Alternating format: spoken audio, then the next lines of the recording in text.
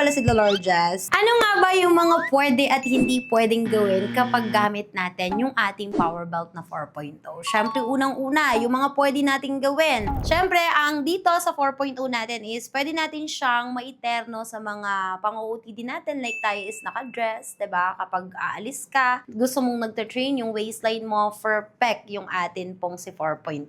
At syempre, pwede din natin siyang isuot 6 to 8 hours, 'di ba? Para mas makuha natin yung pinaka-target natin sa ating waistline. At syempre, bawal na bawal 'to mga Dolores kapag i-direct natin sa skin dahil yung pinakang material nito is nakaka-irritate siya ng ating balat. So, kaya bawal siya i-direct sa skin at ibabaw mo lang siya sa inyong mga damit. At isa pa, bawal din po siyang labhan sa mga dryer, washing, okay? Kailangan lang po is hand wash.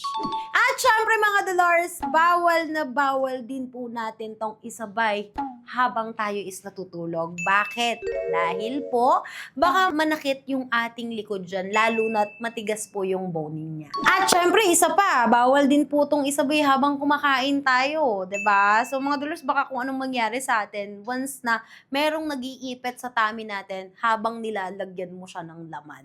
At yun lang mga Dolores, kung meron pa kayong dagdag na mga katanungan, i-comment nyo lang po lagi dito sa ating comment section at para masagot na din natin yan. Okay? Maraming salamat! Ako si Dolores. Paalam!